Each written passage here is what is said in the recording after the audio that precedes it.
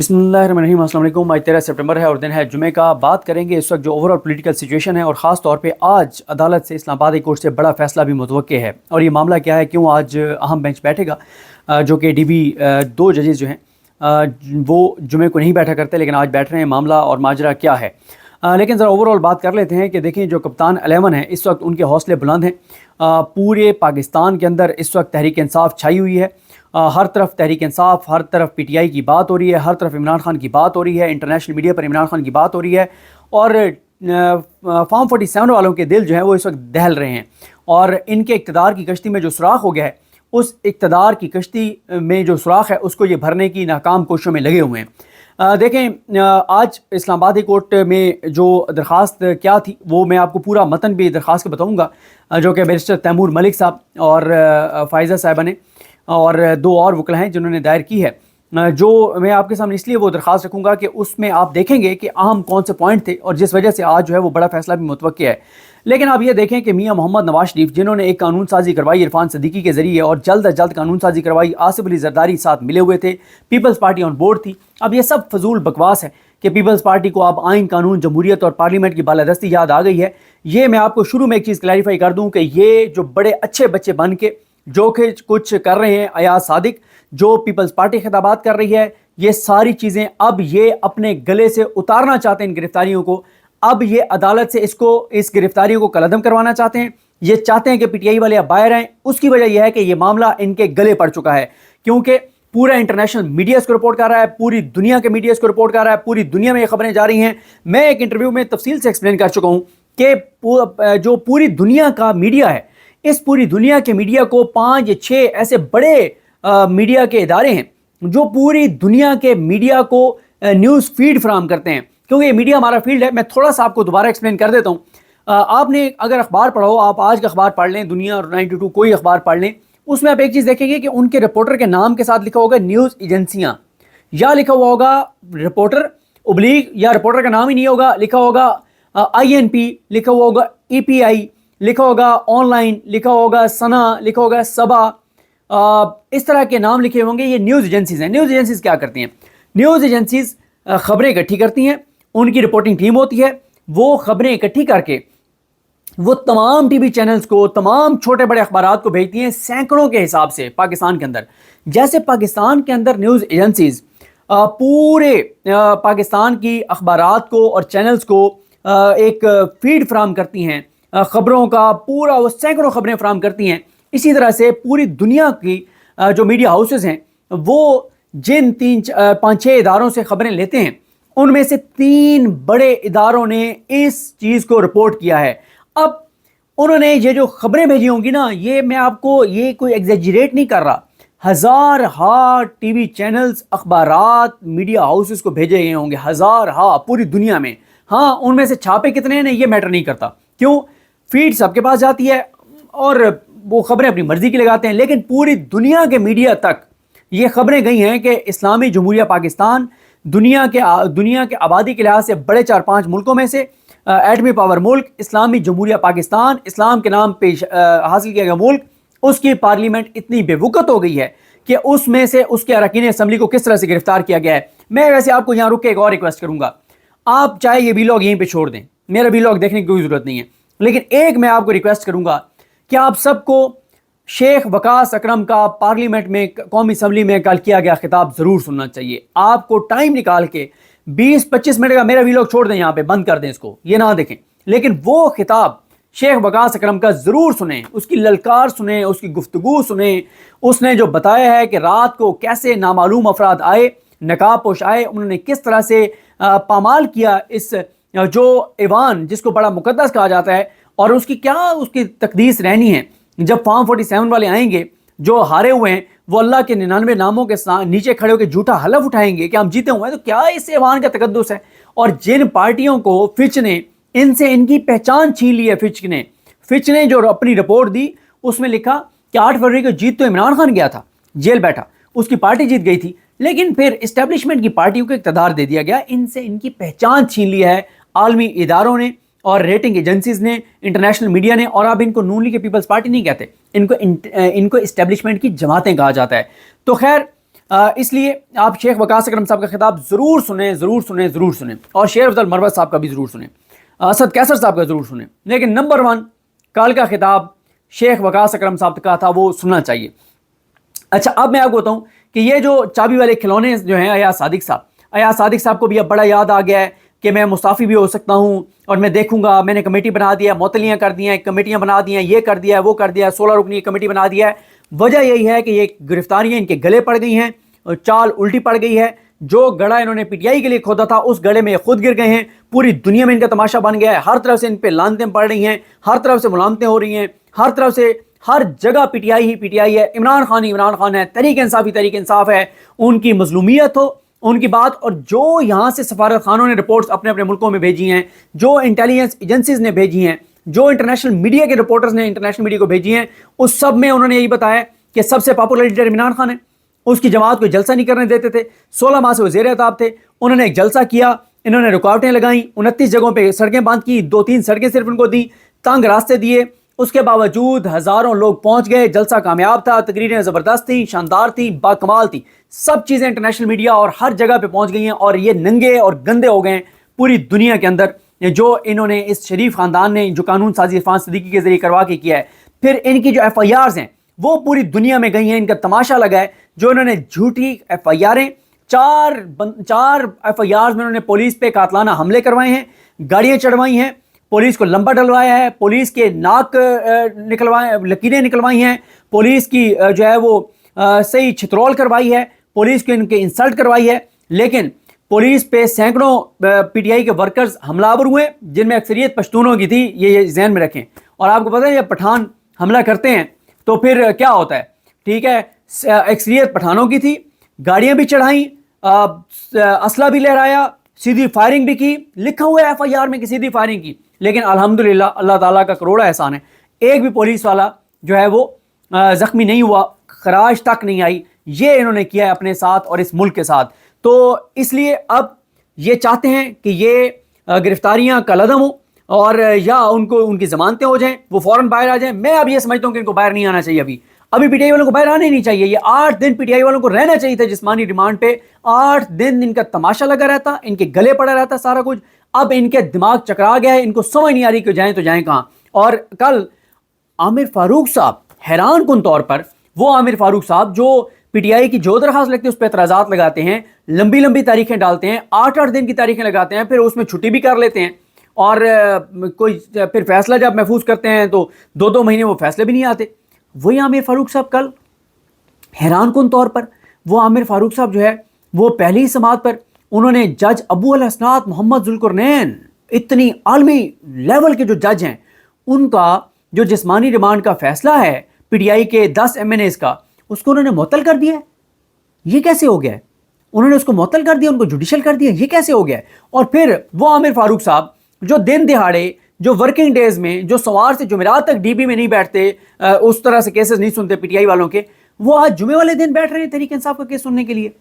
جب سے عامر فاروق صاحب چیف جسٹس بنے ہیں، پہلی مرتبہ، میں کل فون کر رہا تھا ثاقب بشیر صاحب کو، میری ان سے بات نہیں ہو سکی کیونکہ میں بھی اتنا آج کل ان کو تنگ کرتا ہوں، دن میں 5 بار فون کرتا ہوں تو وہ 6ٹھی بار پھر فون بھی نہیں اٹھاتے کہ یار تو اس نے ذلیل ہی کر دیا ہے۔ تو کیونکہ کل میں نے ان کو بہت فون کیا اور پھر لاسٹ ٹائم میری ان سے کال اٹینڈ نہیں ہوئی تو میری بات نہیں ہوئی، میں ان سے یہی کنفرم کرنا چاہ رہا تھا، لیکن میرے جو نوٹس میں ہیں، پہلی مرتبہ جب سے وہ چیف جسٹس بنے ہیں وہ ڈی بی کر رہے ہیں، جمعے والے دن بیٹھ کے کیس سن رہے ہیں، 2 ججز نہیں بیٹھتے جمعے والے دن، سوموار سے جمعرات 2 رکنی بینچ ہوتا ہے، باقی سنگل بینچز جو ہیں وہ جمعے والے دن ہوتے ہیں۔ پہلی مرتبہ پی ٹی آئی کا کیس سننے کے لیے عامر فاروق صاحب بیٹھ رہے ہیں، اور آج یا ان کی ضمانتیں لیں گے، یا گرفتاریاں کالعدم کریں گے، یا نیچے ڈائریکشن دیں گے ابو الحسنات محمد ذوالقرنین کو کہ جناب ان کی بیلیں فوراً ڈیسائیڈ کرو۔ کیوں؟ کیا ایسا ہوا ہے؟ کیونکہ یہ سب کچھ اس لیے ہو رہا ہے کہ یہ گرفتاریاں انٹرنیشنلی گلے پڑ گئی ہیں، پوری دنیا میں تماشا لگ گیا ہے، پوری دنیا کو اور کچھ سمجھ آتا ہے نہیں آتا، لیکن 2 چیزیں ان کو سمجھ آتی ہیں، نمبر 1 پارلیمنٹ، کیونکہ ہر ملک کی اپنی پارلیمنٹ ہے، نمبر 2 ممبر پارلیمنٹ، یہ پوری دنیا کو پتہ ہے، پوری دنیا میں ہمارا تماشا لگا ہے۔ بھارت اس وقت ان کے تمام چینلز پروپیگنڈا کر رہے ہیں، انٹرنیشنلی پاکستان کو بے عزت کر رہے ہیں، بدنام کر رہے ہیں کہ پاکستان کے اندر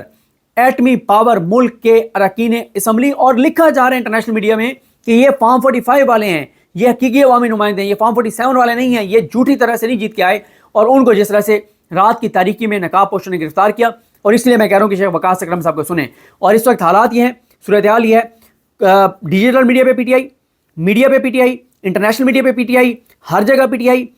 قومی اسمبلی میں پی ٹی آئی, سینٹ میں قرارداد پی ٹی آئی کے حوالے سے, کے پی کے اسمبلی میں قرارداد پی ٹی آئی کی, کے پی کے اسمبلی میں خطابات پی ٹی آئی کے پی کے اندر جو اس وقت احتجاج ہیں وہ پی ٹی آئی کے, ہر جگہ پہ ہر طرف سے پی ٹی آئی. پھر لاہور کے جلسے کے حوالے سے دن قریب آ رہے ہیں, اس میں آپ دیکھ لیں کہ آج لاہور ہائی کورٹ میں سماعت ہے اس حوالے سے اور جلسے کی اجازت کے حوالے سے, پھر اسی طرح سے وہ نہیں ملے گی, پھر آگے یہ چلے گا معاملہ. پھر اسی طرح سے اسلام آباد ہائی کورٹ میں آج کیسز پی ٹی آئی کے, اڈیالہ میں کیس پی ٹی آئی کے, احتساب عدالت میں کیسز پی ٹی آئی کے, ہر جگہ پی ٹی آئی, ہر طرف سے پی ٹی آئی. پھر فائنل کال کی باتیں ہو رہی ہیں, پھر فائنل کال جو عمران خان نے دینے کی کہا ہے اس کی تیاریاں شروع ہو گئی ہیں, پھر لاہور جلسے کی تیاریاں ہو رہی ہیں, اس کے حوالے سے چیزیں ہو رہی ہیں, پھر عمران خان کے بیانات چل رہے ہیں, پھر اس کے حوالے سے اور بڑے بڑے فیصلے آنے ہیں. ملٹری کورٹ والا معاملہ کل سے ڈسکس ہو رہا ہے, جو اب میاں گل حسن اورنگزیب صاحب نے 16 سپٹمبر تک وفاقی حکومت سے جواب طلب کر لیا ہے کہ عمران خان کا معاملہ آپ ملٹری کورٹ میں لے کے جا رہے ہیں یا نہیں. اگر آپ لے کے جا رہے ہیں تو پھر ہم فیصلہ کریں گے کہ عمران خان کا ملٹری کورٹ میں آپ ٹرائل کر سکتے ہیں یا نہیں کر سکتے. پھر قاضی فائزہ کی نمبر گیم پوری نہ ہونا, پھر پولیس کے جو کے پی کے میں احتجاج چل رہے ہیں, ہر طرف سے یہ بری طرح سے گر گئے ہیں, ہر طرف سے پوری طرح سے ان کو گھیر لیا گیا ہے, ہر طرف سے ان کے خلاف چیزیں ہو رہی ہیں, ہر طرف سے بری ان کے لیے خبریں آ رہی ہیں, اور یہ بری طرح سے چکرا گئے ہیں. اور یہ اب ایاز صادق صاحب جو کہتے ہیں نا کہ میں مستعفی ہو سکتا ہوں, وہ کہتے ہیں پہلے تم نے مجھ سے یہ نامعلوم افراد کے ذریعے ان کو اغوا کروایا, گرفتار کروایا, شیخ وقاص اکرم, حامد رضا صاحب اور ان ساروں کو, حامد رضا صاحب تو خیر نہیں ہوئے تھے گرفتار, اور یہ جو باقی تھے شاہ احد اور اویس جکھڑ اور یہ سارے, یوسف صاحب اور یہ سارے, اور پہلے آپ نے ان کو نامعلوم افراد کے ذریعے مجھے کہا کہ ان کو اغوا کروانا ہے, میں نے اغوا کروایا, میں نے فیسیلیٹیٹ کی ہے, میں نے سہولت کاری کی. اب تم مجھ سے اپوزٹ کروا رہے ہو, تو کوئی شرم ہوتی ہے, کوئی حیا ہوتی ہے, کوئی تھوڑی سی بندے کے اندر وہ ہوتی ہے سارا کچھ. پہلے کچھ کروا رہے تھے, پھر کچھ کروا رہے تھے. پہلے دن تو خواجہ آصف اچھل اچھل کے آ رہے تھے, پہلے دن تو خواجہ آصف بڑے خوش تھے, پہلے دن تو خواجہ آصف ڈیفینڈ کر رہے تھے, اور آپ خواجہ آصف وغیرہ کی کہاں پہ ٹانگ گئی ہیں, آپ کمیٹیاں بنا رہے ہیں. اب یہ ان کے گلے پڑ گیا ہے سارا معاملہ, اب یہ اسے جان چھڑانا چاہتے ہیں اور ان کی جان اسے نہیں چھوٹے گی. لیکن آج میں نے آپ کو بتا دیا لاہور اسلام آبادی کورٹ سے بڑا فیصلہ بھی متوقع ہے, ان کی گرفتاری کو کلعدم بھی قرار دیا جا سکتا ہے, کیونکہ اس حوالے سے بھی درخواست دائر ہو گئی, اور کل والی جو درخواست ہے اس پہ میں نے آپ کو لازمی آگے چل کے بتاتا ہوں. اور پھر علیمہ خان صاحبہ کا وہ بیان, وہ جس میں انہوں نے خدشے کا اظہار کیا کہ خدا نخواستہ عمران خان صاحب کو جو ہے وہ قتل کیا جا سکتا ہے, وہ بہت زیادہ ڈسکس ہو رہا ہے. علی امین گنڈا پور صاحب بہت ڈسکس ہو رہے ہیں. علی امین گنڈا پور صاحب کی افغانستان کے حوالے سے گفتگو, ان کی ملاقات, وہ ڈسکس بہت زیادہ ہو رہی ہے. حامد خان صاحب کی قاضی فائز عیسیٰ کے حوالے سے جو گفتگو ہے وہ بہت زیادہ ڈسکس ہو رہی ہے. ہر طرف سے P T I he P T I ہے, اور ان کی ہر طرف سے رسوائی ہے, شرمندگی ہے, پسپائی ہے اور نفرت ہے ہر طرف سے. اب آ جائیں, میں نے جو آپ کو عرض کی کہ میں آپ کو وہ درخواست کا متن ضرور بتانا چاہتا ہوں, جو بہت اہم پوائنٹ پی ٹی آئی کی جانب سے اٹھائے گئے ہیں. اور تیمور ملک صاحب کا میں نام بتا چکا ہوں. بیرسٹر تیمور ملک صاحب وہ ہیں جو 2 بار انتخابات جیتے ہیں. ایک بار یہ جیتے, انہوں نے یوسف رضا گیلانی کو ہرایا, پھر ضمنی انتخابات میں بھی انہوں نے یوسف رضا گیلانی کے بیٹے کو ہرایا, لیکن دونوں بار فارم 47 کے ذریعے ان کو ہرایا گیا. اور ان کے ساتھ ہیں علی بخاری صاحب, قمر عنایت راجہ صاحب اور بیرسٹر فائزہ اسد صاحبہ, یہ ہیں. اور بڑے زبردست اس میں پوائنٹ اٹھائے گئے ہیں, اور کیونکہ اس میں یہ زین قریشی صاحب نے یہ مین تو انہوں نے, اور باقی سب اس میں تھے, لیکن زین قریشی صاحب کی طرف سے ان کی یہ درخواست, یہ وکلا تھے, اور اس میں جو جسمانی ریمانڈ دیا گیا تھا 8 روزہ, اس کے اوپر انہوں نے نظر ثانی دائر کی تھی کہ یہ جسمانی ریمانڈ دینے کا فیصلہ غلط ہے. اب اس میں کہا کیا گیا, اس میں کہا گیا کہ اس نظر ثانی پٹیشن کے ذریعے انسداد دہشت گردی عدالت اسلام آباد کے 10 سپٹمبر کے غیر قانونی, غیر منطقی اور منمانے آرڈر کو چیلنج کیا گیا, جس میں درخواست گزار کو 8 روز کے جسمانی ریمانڈ پر پولیس کے حوالے کیا گیا. انسداد دہشت گردی عدالت کے حکم نامے کو درخواست کے ساتھ منسلک کیا گیا. درخواست کا مختصر پس منظر یہ ہے کہ پیٹیشنر NA 151 سے قومی اسمبلی کا ممبر ہے, اور 8 فروری 2024 کے عام انتخابات میں 1,26,000 ووٹ حاصل کیے,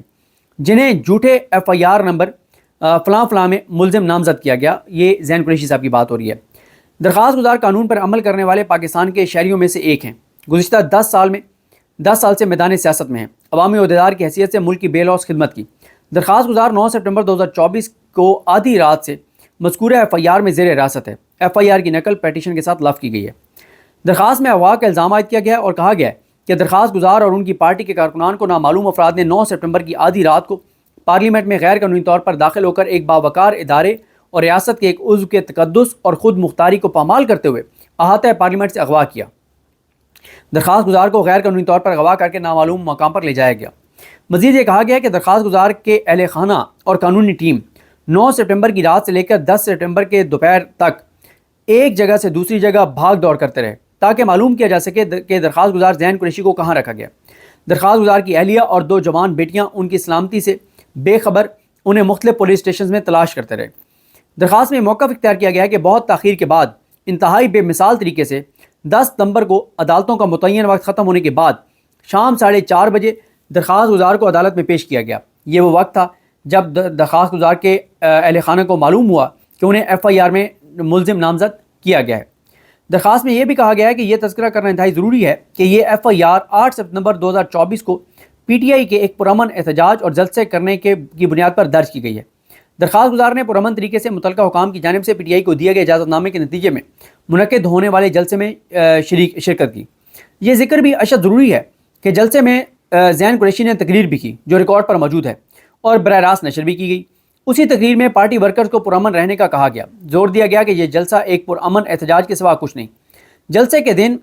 اور اس سے پہلے درخواست گزار نے اپنی تقریر اور عمل سے انتہائی ذمہ داری کے ساتھ اپنے ارد گرد کے لوگوں کے ساتھ رابطہ رکھا اور پرامن رہنے اور جمہوری احتجاج کرنے پر زور دیتا رہا جس کی اجازت آئین پاکستان دیتا ہے۔ مزید یہ کہا گیا کہ حیران کن بات یہ ہے کہ درخواست گزار کی پرسکون تقریر کے باوجود انہیں کسی دلیل اور وجہ کے بغیر FIR میں نامزد کیا گیا۔ بدنیتی پہ مبنی FIR اس لیے گھڑی گئی تاکہ PTI ارکان کو ایک اچھی طرح منظم اور پرامن احتجاج کے انعقاد پر سزا دی جائے۔ حقیقت یہ ہے کہ درخواست گزار قانون پر عمل کرنے والے پرسکون شہری ہیں جو اپنے سیاسی قد اور خاندانی رتبے کا بھی خیال رکھتے ہیں اور قانون کی حکمرانی اور پارلیمان کی بالادستی کی وکالت کرتے ہیں۔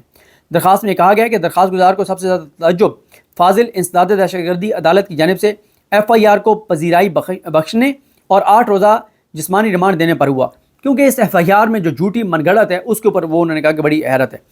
اس کے بعد کہا گیا کہ انسداد دہشت گردی عدالت کا آرڈر آئین میں فراہم کردہ شفاف ٹرائل اور واجب قانونی عمل کے اصول کے خلاف ہے۔ اس آرڈر سے متاثر ہونے کے باعث درج ذیل قانونی جواز کی بنیاد پر اسے چیلنج کیا گیا۔ گراؤنڈز کیا ہیں؟ نمبر 1،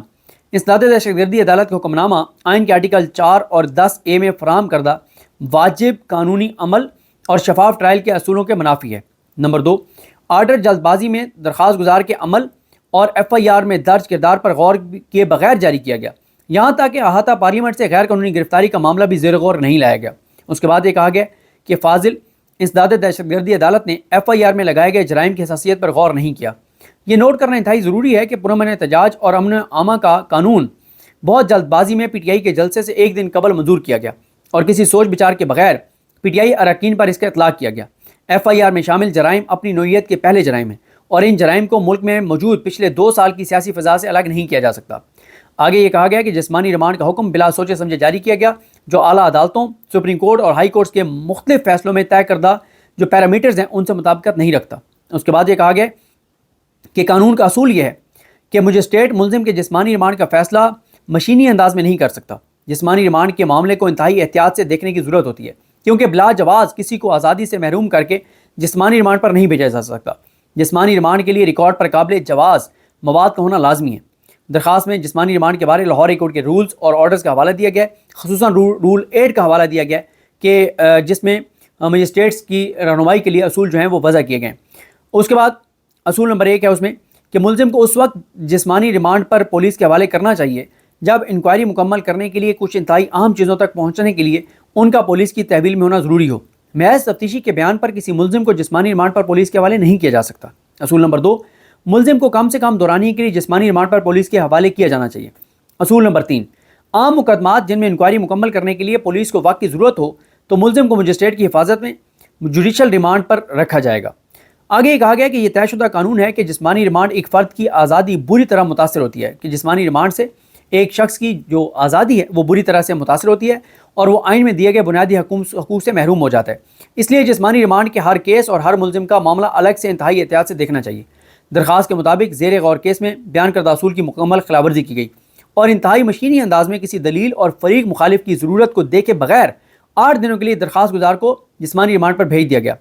آرڈر میں کوئی وجہ نہیں دی گئی کہ کیوں درخواست گزار کا 8 دنوں کے لیے پولیس کے ریمانڈ میں ہونا ضروری ہے۔ آرڈر میں اس حقیقت کو بھی نظر انداز کیا گیا کہ درخواست گزار پہلے اچھے خاصے وقت تک پولیس کی حراست میں رہا اور بہت تاخیر کے ساتھ دن ختم ہوتے وقت اسے عدالت میں پیش کیا گیا۔ درخواست میں کہا گیا کہ انسداد دہشت گردی عدالت نے جسمانی ریمانڈ سے متعلق طے شدہ رہنما اصولوں، قوانین اور ضابطہ کار کو یکسر نظر انداز کیا۔ اس ضمن میں حکم دین بنام ریاست کیس میں سپریم کورٹ کے فیصلے کا حوالہ دیا گیا، جس میں کہا گیا کہ مقدمات کا جلدی فیصلہ کرنا اچھا ہے اور انصاف کی فراہمی میں تاخیر در حقیقت انصاف سے انکار ہے، لیکن تاخیر سے انصاف اور جلد بازی میں انصاف کرنے کے درمیان توازن قائم رکھنا بھی ضروری ہے۔ اگر تاخیر سے انصاف یقینی ہو جاتا ہے تو اس میں کوئی برائی نہیں، اگرچہ تاخیر کرنا درست نہیں ہوگا، لیکن اگر جلد بازی سے انصاف مسخ ہو جائے تو یہ تاخیر سے بدتر ہے۔ کشور بی بی اور دیگر بنام فضل بی بی کیس میں لاہوری کورٹ کے فیصلے کا حوالہ دیتے ہوئے کہا گیا کہ اس میں کوئی دو رائے نہیں کہ انصاف میں تاخیر انصاف سے انکار ہے، لیکن اسی طرح دوسرا پہلو یہ ہے کہ بعض اوقات جلد بازی میں انصاف کرنا انصاف کو دفن کرنے کے مترادف ہے۔ یہ کہ اس کے بعد کہا گیا ہے کہ انسداد دہشت گردی عدالت کے جسمانی ریمانڈ کا فیصلہ قانون کے بنیادی اصولوں اور کرمنل جسٹس سسٹم کے خلاف ہے۔ بات نظر میں موجودہ ایف آئی آر میں درخواست گزار کا کوئی کردار واضح نہیں کیا گیا اور جسمانی ریمانڈ کے لیے دائر درخواست میں بھی درخواست گزار کا نام ٹائپ کرنے کے بجائے ہاتھ سے لکھا گیا ہے۔ اس سے یہ واضح ہوتا ہے کہ موجودہ تنازع میں درخواست گزار کا کوئی کردار یا تعلق نہیں بنتا، لیکن بات کی سوچ کے نتیجے میں انہیں بھی شامل کر لیا گیا۔ درخواست میں کہا گیا کہ انسداد دہشت گردی عدالت نے جس تیز رفتاری میں جسمانی ریمانڈ کا فیصلہ کیا، اس کے بعد منصفانہ، آزادانہ اور غیر جانبدارانہ ٹرائل کیسے ہوگا؟ اے ٹی سی کورٹ نے ایف آئی آر کے متن کو دیکھے بغیر اور درخواست گزار کے کردار کے تعین کے بغیر غیر ضروری جلد بازی میں من مانے طریقے سے جسمانی ریمانڈ کو آرڈر کیا، اور یہ بھی کہا گیا کہ درخواست کی سماعت کے دوران جو معروضات ہیں وہ پیش کی جائیں گی، جو کہ پیش کی بھی گئیں، اور استدعا عدالت سے کی گئی کہ جو 10 سپٹمبر کا آرڈر ہے 8 روزہ جسمانی ریمانڈ کا، اس کو کل عدم قرار دیا جائے اور کوئی اور ریلیف اگر مناسب ہے تو وہ عدالت دے۔ اور کل عامر فاروق صاحب نے سمن رفت امتیاز صاحبہ کے ساتھ بیٹھ کر بینچ میں، اور انہوں نے اپنے وہ عامر فاروق صاحب کو بہت لگتا ہے کہ پسند ہیں ابو الحسنات محمد ذوالقرنین، کیونکہ سائفر کیس 3 بار اسلام آباد کورٹ میں آیا اور تینوں بار عامر فاروق صاحب نے ابو الحسنات محمد ذوالقرنین صاحب کے پاس بھیجا تھا، تو ان کے فیصلے کو معطل کر دیا 8 روزہ جسمانی ریمانڈ والے کو، اور ان کو جوڈیشل کر دیا، اور کل وہ اسمبلی میں آئے، پھر ان کو بھیج دیا گیا ایک جگہ کو سب جیل قرار دے کر۔ اور آج یہ جو سماعت ہے اس میں یہ ہے کہ آج کبھی امکان ہے کہ آج جو ہے وہ ان کو یا تو ان کی ضمانتیں لے لی جائیں گی یا ان کی گرفتاری کو جو ہے وہ غیر قانونی قرار دے دیا جائے گا، تو یا مقدمے سے ڈسچارج کر دیا جائے گا۔ جو بھی ہوگا آج اسلام آباد ہائی کورٹ سے بڑا فیصلہ جو ہے وہ متوقع ہے۔ یہ جناب صورتحال ہے، یہ جناب احوال ہیں، اور درخواست آپ کے سامنے رکھنا ضروری تھی تاکہ آپ کو پتہ چلے کہ درخواست میں کیا پوائنٹ جو ہیں وہ اٹھائے گئے ہیں۔ تو بہرحال جی دیکھتے ہیں چیزیں کیسے آگے بڑھتی ہیں، اور مجھے اپنی دعا میں یاد رکھیں۔ اللہ کریم آپ سب کا حامی ناصر ہو۔ اللہ حافظ۔